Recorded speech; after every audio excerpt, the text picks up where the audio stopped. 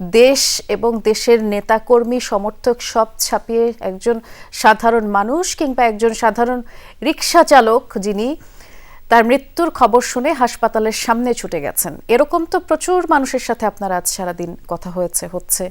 এখানকার আবহাওয়া সম্পর্কে একটু জানতে চাই। বৃষ্টি কেন এই মুহূর্ত, কেন যে গল্পটা আপনি বললেন সেই গল্পটা তৈরি হলো, সেটা খানিক আগেই সহকর্মী সাইফুদ্দিন রবিনের কণ্ঠে আমরা শুনছিলাম।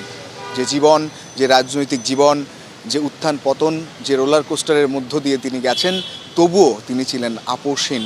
আর সেই নেত্রীকে বিদায় দিতে অবশ্যই সামান্য রিক্সাওয়ালা তিনিও তো এই দিনটায় যেতে চান সেই এভারকেয়ার অভিমুখে, যার ঠিক মিনিট খানেক দূরত্বে আমি দাঁড়িয়ে যে মোড়টাতে আছি, সেখানে আইন শৃঙ্খলা পরিস্থিতি বেশ কঠোর করা হয়েছে এবং সেই দিকটাতে গাড়ি এই মুহূর্তে যেতে দেওয়া হচ্ছে না, পুলিশ মোতায়েন করা হয়েছে। তবুও দূর দূরান্ত থেকে আসা যারা রয়েছেন, বিএনপির নেতাকর্মীরা কিংবা সাধারণ মানুষ, যাদের গল্প আপনি বলছিলেন, তারা কিন্তু তাকে দেখতে পারবেন না এই মুহূর্তে। তবুও তার কাছাকাছি যাওয়ার যে চেষ্টা, তিনি যে সংগ্রাম করেছেন দীর্ঘ জীবনে, সেই 70-এর দশক পেরিয়ে যখন রাজনীতিতে আসা 80-এর দশকের দিকে, তার পরের জীবনের জন্য তো এই খালেদা খানম পুতুল থেকে বেগম খালেদা জিয়া হওয়ার যে পথ, তিনি হয়তো সেটা জানতেন না। কিন্তু পরবর্তীতে যেভাবে তিনি এই রাজনীতির উত্থান পতনে দেশের মানুষের সঙ্গে ছিলেন, সংগ্রামে ছিলেন, মানুষের কথা বলেছেন,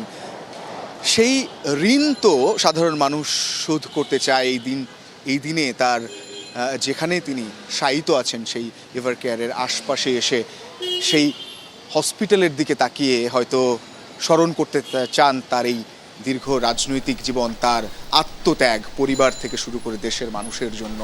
ইতিহাস অনেক কিছুই বলে, সব গল্প হয়তো অতটা রঙিন হয় না, তবে বেগম খালেদা জিয়ার গল্পের শেষটা অবশ্যই এই সাদা কালো ছবিতে মোড়ানো থাকলেও সাধারণ মানুষ তারা হয়তো সেই রঙিন সময়ের কথা মনে করিয়ে দিতে চান কিংবা তার এই প্রস্থানটাকে স্মরণ করতে চান।